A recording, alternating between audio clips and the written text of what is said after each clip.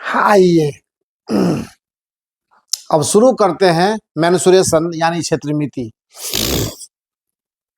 बहुत ज़्यादा डिस्कशन करना मुनासिब नहीं है, लेकिन ये वो सेक्टर है, वो हिस्सा है हमारे मैथमेटिक्स का जहां से हम 100% स्कोर कर सकते हैं फुल गारंटी के साथ, क्योंकि इन हिस्सों में मेहनत करने से क्वेश्चन के बनने की संभावना बहुत ज्यादा रहती है और क्वेश्चन बनते हैं। शुरू करते हैं वृत्त से यानी सर्कल से, बिल्कुल जीरो लेवल पर जा करके हर बातें मैं जल्दी जल्दी में डिस्कस कर रहा हूं। थोड़ा कंसंट्रेट होकर के लेक्चर को समझने की कोशिश करना। ये मैंने 2-3 प्रॉब्लम रखे हैं, 3 प्रॉब्लम है जिस पर हमको काम करना है। बेसिकली जो थ्योरी डिस्कशन है इसकी भी बात चलेगी मैथमेटिक्स में, क्योंकि इसके बगैर हमें ये पता नहीं कि आपने किस लेवल पर जाकर के मेहनत किया है। जनरली लोग कहते हैं कि मैं ये जानता हूँ वो जानता हूँ, अच्छी बात है, अब नहीं जानेंगे तो कब जानेंगे, एग्जाम का समय है। तो सर्कल यानी वृत्त जो है, इसके एक केंद्र होते हैं, इसकी एक त्रिज्या होती है। ये सब बातें बिल्कुल पुरानी है और जानना भी चाहिए, और नहीं जानते हैं तो जानना जरूरी है। वृत्त का की जो केंद्र के से होकर गुजरने वाली रेखा जो इसके दोनों छोरों को टच करती है, सीधी रेखा, इसे वृत्त का व्यास कहते हैं। और वृत्त का व्यास वृत्त को 2 बराबर हिस्सों में बांटता है। ये इक्वली डिवाइडर है, 2 आधे आधे बिल्कुल बराबर हिस्सों में इसको बांट देता है। वृत्त से संबंधित 2 सूचनाएं हैं। एक वृत्त की परिधि है जिसका फॉर्मूला आपको मालूम है कि ये 2πr होता है, और जो वृत्त का क्षेत्रफल है इसका फॉर्मूला πr² होता है। ये 2 चीज हम लोग बचपन से जानते हैं, इसमें कोई नया नहीं है। लेकिन इस लाइन के अलावा अगर कोई दूसरा लाइन, मान लिया मैंने कोई सीडी खींच दिया, तो ये भी वृत्त को 2 हिस्सों में बांटेगा। अगर कुछ समय के लिए मैं इस व्यास को मैं आपको दिखा भी दूं और फिर मैं इसे मिटा रहा हूं, अगर मैं इस व्यास को मिटा देता हूं तो सिर्फ हमारे पास अब ये लाइन बचेगा ना। केंद्र तो अभी भी यहां जिंदा है, ये लाइन बचेगा। इसको हम लोग वृत्त की जीवा कहते हैं। इसको अंग्रेजी में कोड कहा जाता है, CHORD। कोऑर्डिनेट ज्योमेट्री पर भी आएंगे, 100% गारंटी के साथ वहां से भी क्वेश्चन बनता है, इसीलिए वहां पर भी ठीक ठाक डिस्कशन है, एक आध लेक्चर का मामला है, वो भी आ जाएगा। तो ये जो जीवा है ये वृत्त को 2 असमान भागों में बांटता है।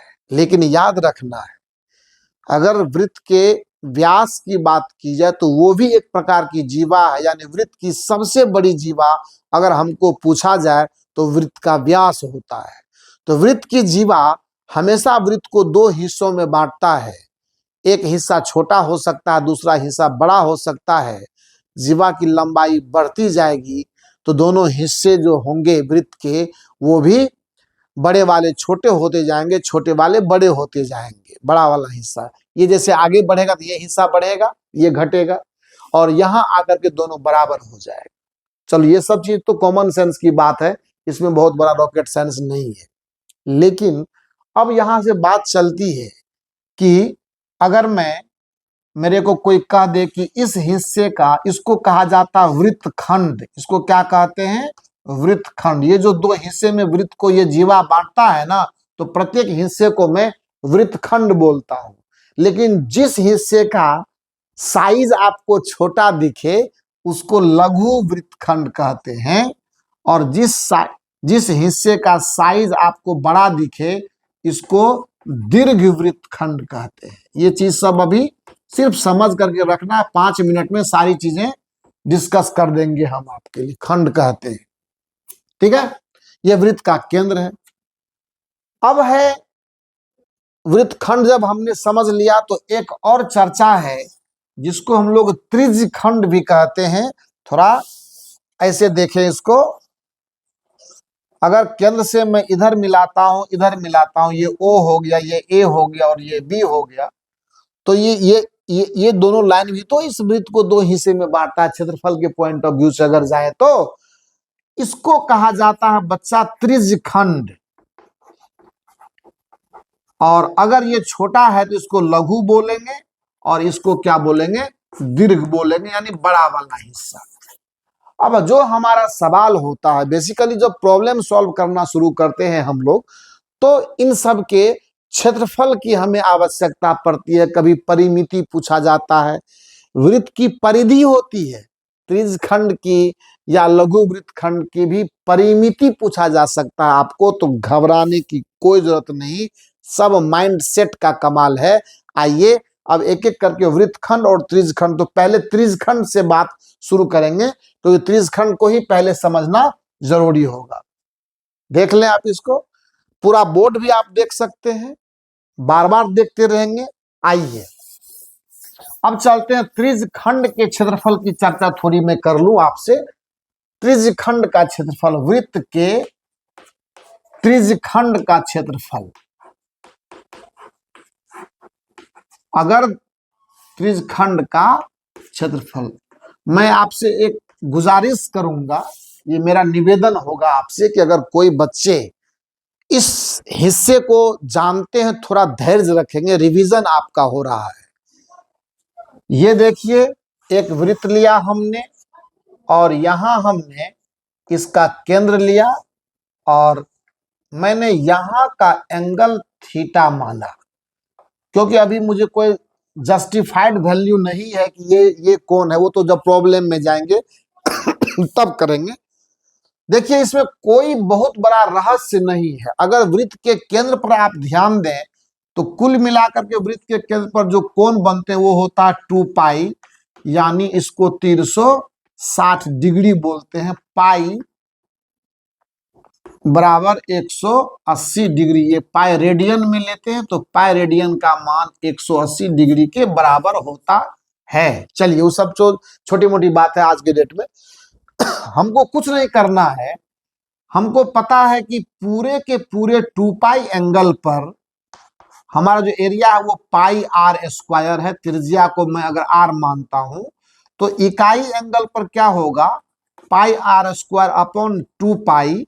तो अगर मैं थीटा एंगल पर देखना चाहूंगा तो पाई आर स्क्वायर बटा 2 पाई और इनटू, और इस 2 पाई को लोग 360 भी लिखते हैं क्योंकि उधर एंगल डिग्री में मिलेगा, और इनटू थीटा। यही होता है त्रिज्यखंड का क्षेत्रफल, यही है त्रिज्यखंड का क्षेत्रफल।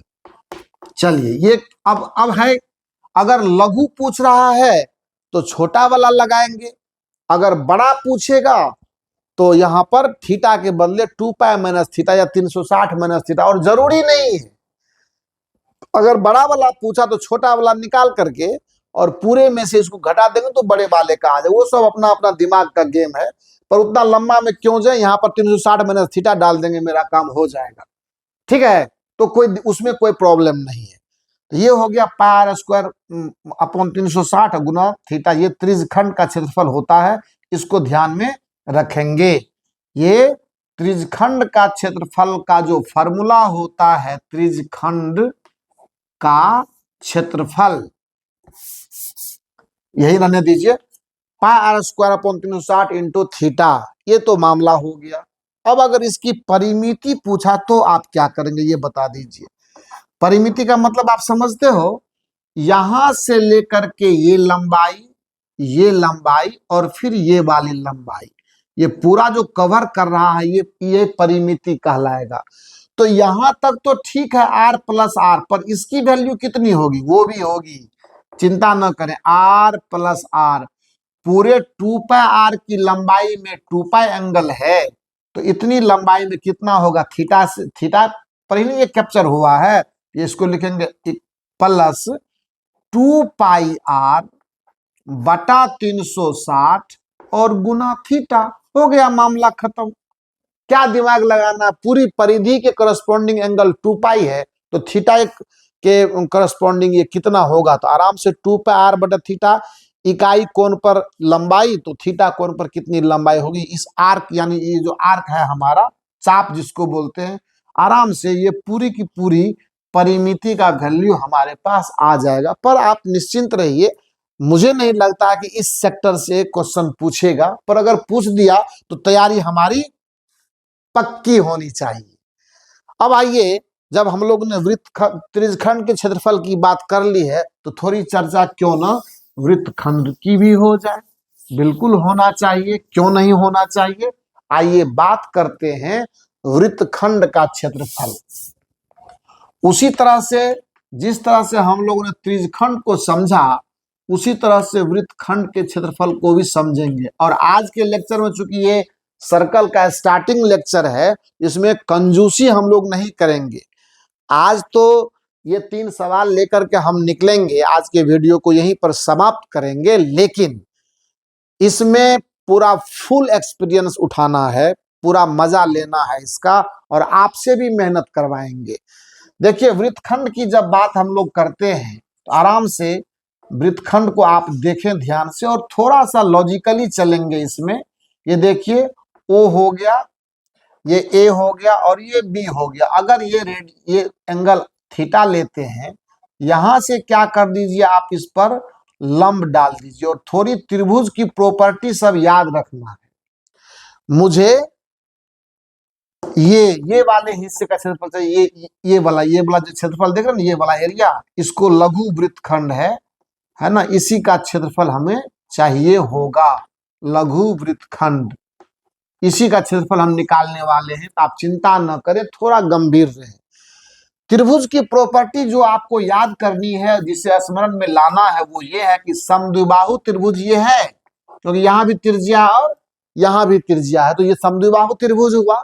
समद्विबाहु त्रिभुज के शीर्ष से अगर आप आधार पर लंब डालते हैं, तो यहाँ 2 बातें होती है।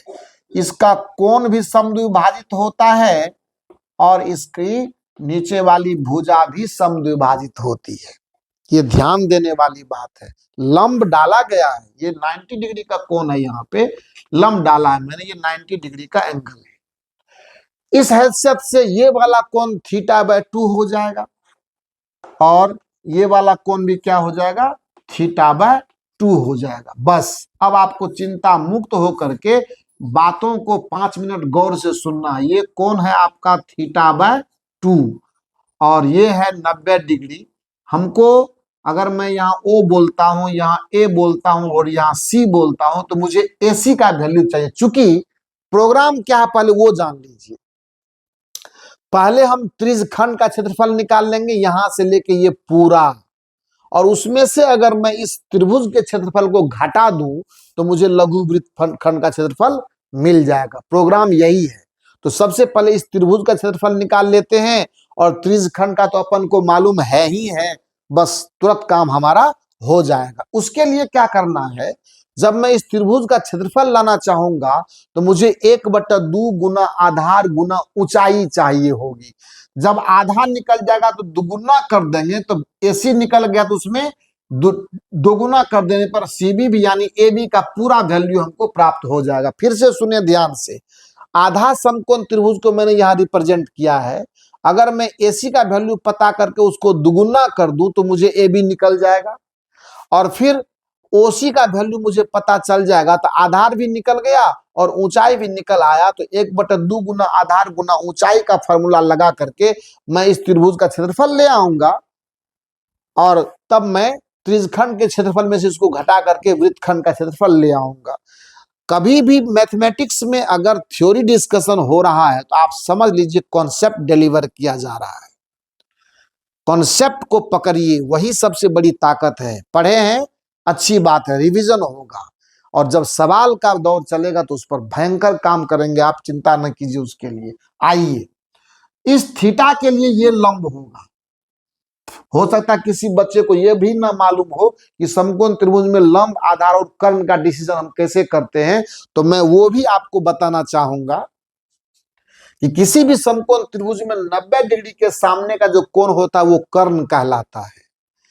और उसके अलावा जब तक ये बाकी दोनों कोण में से कोई कोण परिभाषित न किया जाए या कोई कोण को इंगित न किया जाए तो लंब आधार का डिसीजन हम लोग नहीं कर सकते हैं। बहरहाल यहां पर θ/2 हमारा कोण है, तो उसके सामने की ये भुजा AC लंब होगी और ये तो कर्ण है ही है, और ये भुजा आधार होगी। तो इस हिसाब से मैं sin θ/2 का वैल्यू निकाल करके आपको दे रहा हूं, जो है AC और बटा AO, यानी सीधे R लिखिए ना, क्या जरूरी है। यहां से AC का वैल्यू आ जाएगा R इंटू साइन θ/2। क्लियर है? और गौर से समझिएगा, चीजों को समझने में कोई कोताही करने की जरूरत नहीं है। जब तक आप लगेंगे नहीं ढंग से तब तक काम होगा नहीं। cos θ/2 को डिफाइन कर लेते हैं। cos θ/2 होगा आधार बटे कर्ण, यानी OC बटा R, OC बटा R। यहां से OC का वैल्यू मिल जाएगा, है ना, कौन सा, कितना होगा OC का वैल्यू, R cos θ/2। बस आपको कुछ नहीं करना है, ये दोनों वैल्यू मैंने निकाल करके दिया है, आप अभी रखे रहिए पॉकेट में, जरूरत पर यूज हो जाएगा। आइए अब चलते हैं यहां। जब हमारे पास AC का वैल्यू पता है तो इसीलिए AB का वैल्यू हो जाएगा 2 गुना AC, जो होगा 2 इंटू AC का वैल्यू मेरे पास है R साइन θ/2। अब हो गया, आधार निकल गया।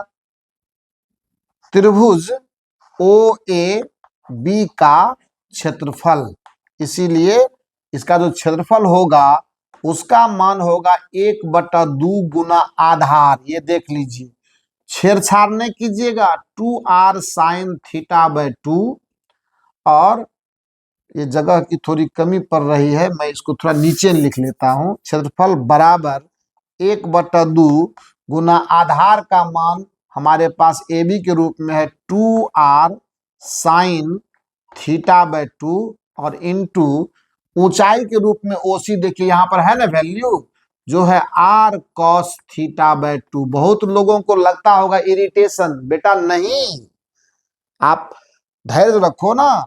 कितना होगा 1/2, और देखिए ये R और R मिलकर के R² हो जाएगा। और एक फार्मूला आपको याद रहना चाहिए कि साइन 2θ बराबर होता है 2 साइन θ इंटू कॉस θ। इसी फार्मूला का मैं इस्तेमाल कर रहा हूं। तो मेरे पास θ दिया होता है, ये दुगुना हो जाएगा, ये होगा, ये देखिए ना, ये होगा इंटू, लिख देते हैं 2 साइन θ/2 इंटू कॉस θ/2। अब 2 साइन θ इंटू कॉस θ साइन 2θ होता है, यानी ये θ/2 क्या होगा, थीटा में कन्वर्ट हो जाएगा। बोलिए होगा कि नहीं होगा? ये कोण दुगुना हो जाता, देखते ना यहाँ कोण दुगुना हो रहा है, तो यहाँ पे θ/2 को दुगुना करेंगे थीटा हो जाएगा। ये हो जाएगा बराबर 1/2 R² साइन θ। ये 2 उसी के साथ है, फार्मूला में 2 आना चाहिए, तो 2 को आप पहले जब आप कैंसिल कर देते तो मामला खराब होता। इसीलिए ये निकल गया आपको उस त्रिभुज का क्षेत्रफल, इस त्रिभुज का क्षेत्रफल निकल गया, इसका पूरा का पूरा, ये पूरा OAB का क्षेत्रफल हम ले आए। जब इतना हमको पता पड़ गया, इसीलिए वृत्तखंड का क्षेत्रफल कितना होगा देख लीजिए। यहां से जगह कहां बना दे आपको, इसके लिए ऊपर में मिटा देता हूं, ऊपर में आपको मैं वृत्तखंड का क्षेत्रफल निकाल करके दे रहा हूं, ताकि आपको समझने में परेशानी, यहां पर भी हो जाएगा। आइए देखते हैं, जगह है ही मेरे पास, तो यहीं पर कर देते हैं। इसीलिए लघु वृत्तखंड का क्षेत्रफल, लघु वृत्तखंड का क्षेत्रफल, बस कुछ नहीं करना है, आपको पता है पाई R² बटा 360 इंटू थीटा, है ना, ये पूरा यहां से लेकर के ये पूरा, और उसमें से ये घट जाएगा माइनस 1/2 और R² साइन θ हो गया। एक लेंथ का तो था, मेन तो आप इसको याद रखो, कहीं से कोई परेशानी नहीं आएगी। और जब लघु वृत्तखंड का क्षेत्रफल निकल गया तो यहां से डायरेक्ट आप दीर्घ वृत्तखंड भी निकाल सकते हैं। बोलिए सर कैसे? तो थीटा यहां पर है, तो बड़े वाले हिस्से का एंगल कितना होगा? ये होगा 360 माइनस थीटा, या आप सीधा कह दीजिए 2 पाई माइनस थीटा।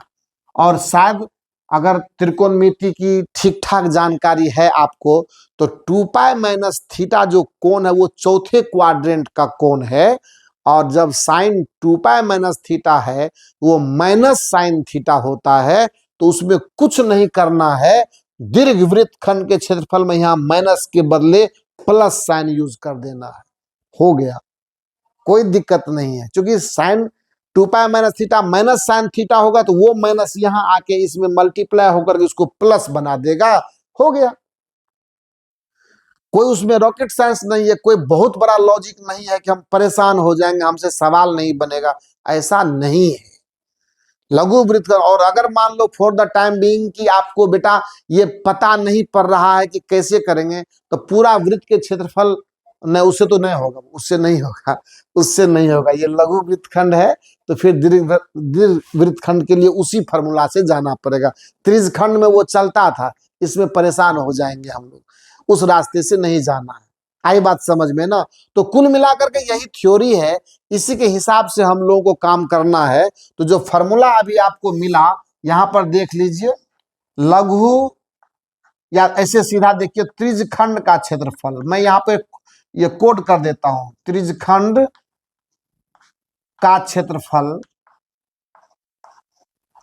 बराबर पाई आर स्क्वायर बटा 360 गुना थीटा, और दूसरा लघु वृत्तखंड, लघु वृत्तखंड इसका हो जाए कितना? तो पाई आर स्क्वायर बटा 360 इंटू थीटा माइनस 1/2 और आर स्क्वायर साइन थीटा, ये हो जाएगा।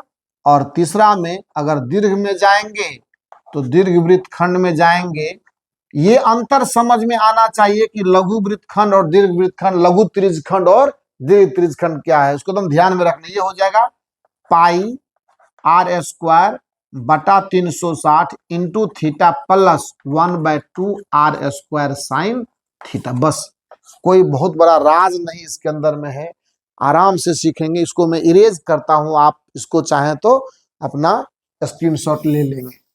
आइए देखते हैं, अब यहां से आगे सवाल की बारी है, थोड़ा सवाल पर काम कर लेते हैं, और ताकि आपको,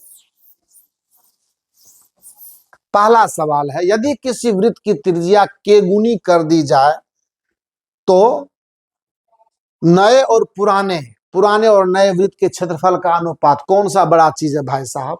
पहला क्वेश्चन का सॉल्यूशन है, वो क्या कहता है? मान लेते हैं कि ये सर्कल है, इसकी त्रिज्या r है, तो एरिया क्या हो जाएगा? S1 इक्वल टू होगा पाई आर स्क्वायर। इसको बोला k टाइम्स, तो कौन सा बड़ा चीज है? k टाइम्स कर दीजिए आप, इसको kr कह दीजिए, तो S2 का वैल्यू कितना हो जाएगा? पाई और इंटू kr का होल स्क्वायर, तो पाई आर स्क्वायर और इंटू क्या होगा? k square. बोलिए होगा कि नहीं होगा? एकदम होगा। आसान सवाल है, लेकिन कभी कभी बच्चा छोटे छोटे बातों में भी उलझता है, ओवर कॉन्फिडेंस में आकर के गलती करता है। पर एक चीज ध्यान, यहाँ गलती क्या होगी आपसे, यहाँ दोनों ऑप्शन दिया जाएगा, क्या क्या दिया जाएगा वो देख लीजिए। यहां बोलता है कि पुराने और नए, यानी जाए तो पुराने और नए, तो पुराना S1, नया S2, इसका वैल्यू होगा पाई आर स्क्वायर बटा k square into pi r square. अब ये क्या होगा? 1/k²। ये गलती कहां पर होती है, यानी अनुपात अगर देंगे तो 1:k स्क्वायर। अब गलती कहां पर होगी?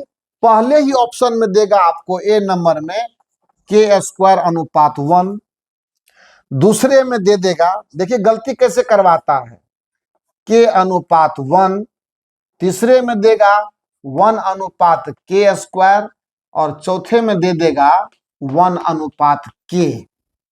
देख लीजिए, इसमें अब और टर्निंग पॉइंट आ सकता है। एक की त्रिज्या ले सकता है, दूसरे की परिधि भी ले सकता है, कोई भारी बात नहीं है। समझ गए ना?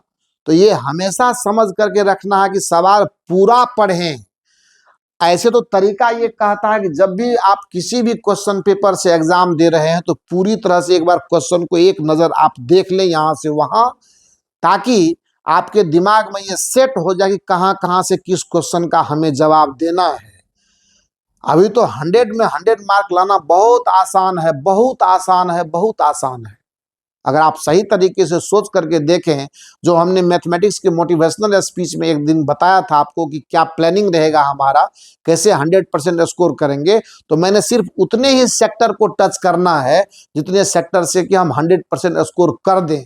बड़ा खिलाड़ी नहीं बनना है, चतुर बनना है, चालाक बनना है, मार्क निकालना है, रिजल्ट को बेहतर करना है। याद रखिएगा एलन एकेडमी 24 का ये जो कमिटमेंट है 400 पार, उसी के अकॉर्डिंग काम किया जा रहा है और हमारा कोशिश आपकी सफलता।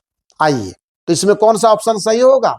1:k² को सही करना है, न कि गलती से आप इसको चुन लीजिएगा और फट से आप जाने माने हुए बनाए हुए सवाल को। यहां ध्यान देना है, पुराने और नए, पुराने और नए, तो पुराने और नए का अनुपात चाहिए आपको। ठीक है, पहला सवाल डिक्लेयर हो गया। दूसरा सवाल में देखिए, इस एरिया का क्षेत्रफल चाहिए, कैसे बनाइएगा? बहुत आसान है। ये देखिए केंद्र है, इसको मैं इरेज करता हूं। अब दूसरा सवाल की बारी आ चुकी है। अब देखिए दूसरे सवाल में क्या कहता है कि जो क्षेत्र है वो ऐसा है। दूसरे नंबर का जो सॉल्यूशन है आप देखें ध्यान से, ये ऐसा है। हमको इस तरह से, ये क्वार्टर सर्कल है, मतलब सर्कल का 1/4 है, जिसकी त्रिज्या यहां से तय हो रही है OQ से, और ये P है और ये R बताया गया कि PRQ, ये इस तरह से आर्क है इसका। ये चौथाई सर्कल है। तो पहले आप इसका क्षेत्रफल निकालिए, कितना होता है? πr² होगा कि नहीं होगा? होगा कि नहीं होगा? एकदम बिल्कुल। तो S का जो वैल्यू मिलने वाला है वो मिलने वाला है πr²/4। चिंता न करें, ये 3.5 सेंटीमीटर शायद दिया हुआ है। हाँ, रेडियस का मान आपको यहां से उपलब्ध है, एक ही बार कैलकुलेशन करेंगे, याद रखिएगा। अब उसमें क्या किया है इसने, यहां से एक सेक्टर काट लिया है, ये वाला हिस्सा अलग कर लिया है। ये समकोण त्रिभुज है, तो यहाँ पर शायद कुछ इंडिकेशन नहीं है, तो इसको डी मान लेते हैं हम। तो त्रिभुज ODQ का क्षेत्रफल ये कितना होगा? इसका वैल्यू 2 सेंटीमीटर दिया हुआ है। इसका जो क्षेत्रफल है वो कितना होगा बता दे तो? 1/2 होगा ना, गुना आधार है 3.5, ऊंचाई है 2, इतना सेंटीमीटर स्क्वायर। ठीक है, और तो इसका भी डाल दीजिए ना, तो कितना होगा? 2 से 2 खत्म हो जाएगा। इसका वैल्यू आ गया 3.5 सेंटीमीटर स्क्वायर। और इसका कितना आ रहा है? पाई का मान आप चाहें तो 22/7 ले लीजिए, और रेडियस 3.5, तो 3.5 गुना 3.5 और बटा 4 सेंटीमीटर स्क्वायर। करना क्या है, ये पूरा का पूरा क्षेत्रफल है। हमको इतने, ये देखते हैं शेडेड एरिया, छायांकित क्षेत्र, तो उसमें इसको घटा देंगे, यानी ये पूरा का पूरा क्षेत्रफल में से मैं अगर इतना माइनस करता हूं तो मेरे पास आंसर है। इसीलिए छायांकित भाग का क्षेत्रफल कितना हो जाएगा बताइए? छायांकित भाग का क्षेत्रफल कितना होगा? बराबर, अगर मैं इस एरिया को S2 का नाम दूं तो क्या होगा, या S1 का नाम दूं तो S माइनस S1 क्या होगा? S minus S1। S कितना है?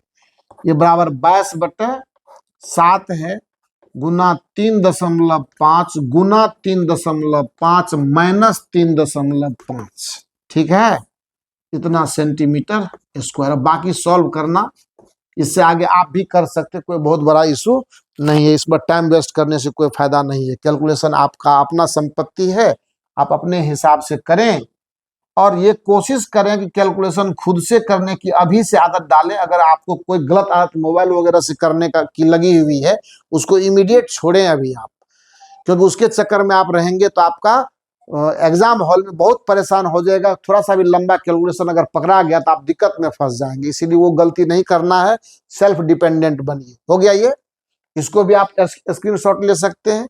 अब दूसरा सवाल भी मैंने कंप्लीट कर दिया, और तीसरा सवाल क्या है वो यहाँ देख लीजिए। इसका क्षेत्रफल आपको चाहिए। दिया हुआ है सवाल में कि एक वृत्त है जिसकी त्रिज्या 5 सेंटीमीटर है और जिसकी जीवा की लंबाई दी हुई है 5√2 सेंटीमीटर। अच्छी बात है। तो आपको कहता है कि आप इस लघु वृत्तखंड का क्षेत्रफल निकालिए। तो कैसे निकालेंगे? बहुत खूबसूरत सवाल है, बहुत क्रिटिकल नहीं है, लेकिन थोड़ा सा दिमाग, तो सवाल का मतलब है सवाल दिमाग खाता है, तो खाने दीजिए ना। कोनो दिमाग का कमी आपके पास थोड़ी न है। दिमाग तो ईश्वर की कृपा से सरस्वती माता ने पूरा बहुत बड़ा दिया हुआ है। ठीक है, आइए देखते हैं इसको। ये देखिए हमारा सर्कल है, और इस सर्कल का, यानी सर्कल हम वृत्त को कहते हैं। आप वो चापाकल मत समझ लीजिएगा उसको। सर्कल मतलब सर्कल है, यानी वो वृत्त है। यहां से इसको मिला देते हैं और यहां से एक लंब डालिए। आपको इसका क्षेत्रफल चाहिए। ये तो लघु वृत्त है, इसका क्षेत्रफल चाहिए। क्या करेंगे? तो ये आपका वैल्यू दिया हुआ है, आर का वैल्यू आपको कितना दिया हुआ है? 5 सेंटीमीटर। सबसे बड़ी चीज क्या जानते हैं? आपको फॉर्मूला मैंने बताया हुआ है इसका, क्या होता है याद है? याद है कि मेरे पास है लघु वृत्तखंड का क्षेत्रफल का फॉर्मूला होता है मेरे पास। लघु वृत्तखंड का क्षेत्रफल बराबर क्या होगा? ये है पाई आर स्क्वायर बटा 360 into theta minus 1/2 r square sine theta. पर ये थीटा निकालना मेरे लिए चुनौती है, पर इतनी भी बड़ी चुनौती नहीं है। मैं आपको दिखा रहा हूं। आपको इस ए बी का वैल्यू दिया हुआ 5√2 सेंटीमीटर। ए बी का मान कितना दिया हुआ है? 5√2 सेंटीमीटर। ये पूरा, तो आपको तो पता है ना कि यहां से ए सी का वैल्यू कितना होगा?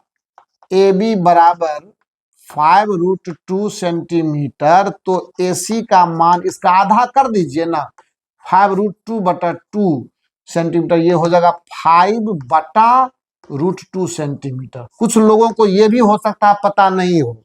2 को हम लोग √2 गुना √2 लिख सकते हैं।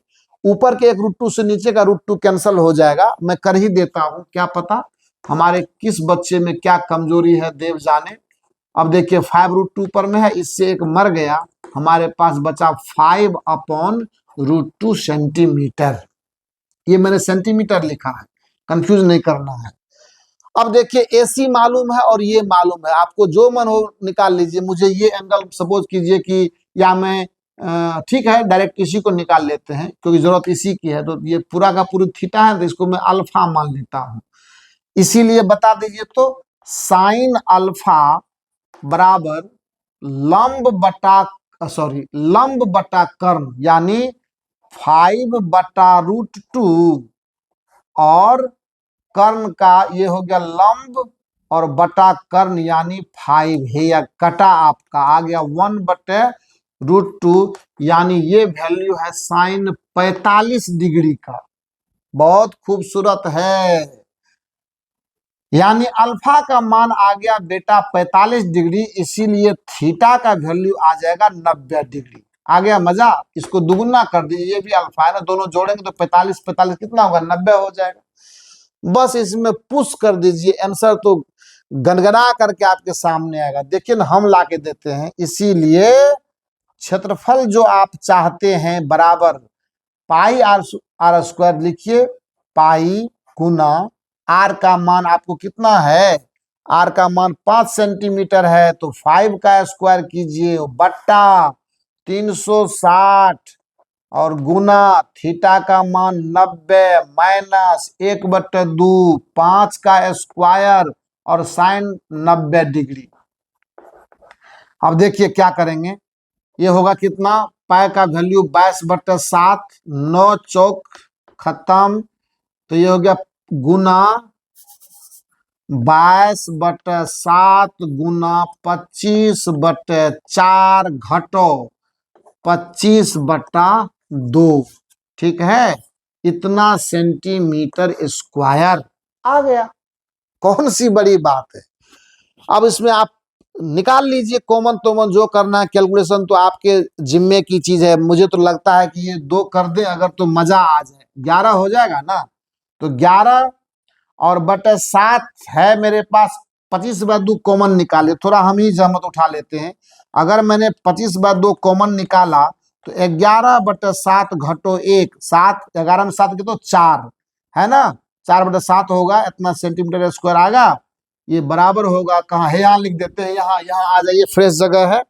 ये बराबर होगा 25/2 और गुना 11 में से 7 घटेगा तो 4/7 सेंटीमीटर स्क्वायर। 2 दूनी 4 यानी 50/7 सेंटीमीटर स्क्वायर मेरे समझ से आना चाहिए। और बाकी तो जो हो, ठीक है। ये तो मैंने आपको असिस्ट कर दिया, ये मेरी जिम्मेदारी नहीं है आज के डेट में कि मैं कैलकुलेशन एग्जाम बूस्टर कोर्स में, वो भी एक तरह से टाइम किलिंग। लेकिन ये चूंकि पहला लेक्चर है सर्कल का, तो मैंने कुछ बेसिक सवाल से आपको रूबरू करवाया। अगले लेक्चर में सर्कल ही रहेगा, और मैं आपको सर्कल, अकेला सर्कल नहीं रहेगा। अब सर्कल के साथ बहुत सारे इसके दोस्त आएंगे, उन दोस्तों के साथ सर्कल को डील करेंगे और काफी चौंकाने वाले सवाल हम आपको शेयर करेंगे, ताकि दिमाग का थोड़ा तार भी हिलना चाहिए, क्योंकि आप बड़े एग्जाम में जाने वाले हैं, तो उस तरह की तैयारी भी मजबूत होनी चाहिए। तो आज एलन एकेडमी 24 आपको मैथमेटिक्स की ये सौगात सर्कल के रूप में दे रहा है, यानी वृत्त के रूप में दे रहा है। और ये एडवाइस करता है, ये सलाह देता है कि मेहनत करने वाले की कभी हार नहीं होती, लगातार करते चलिए और हमारे साथ जुड़े रहिए। चैनल को जब तक आप सब्सक्राइब करके दोस्तों के बीच शेयर नहीं करेंगे, ग्रुप नहीं बढ़ाएंगे, मेरा हौसला कम होता चला जाएगा। और हमको भी हौसला बना करके रखना आपकी जवाबदेही है, जैसे हम आपका बना के रखते हैं। मेहनत कीजिए, आगे बढ़िए। Thank you.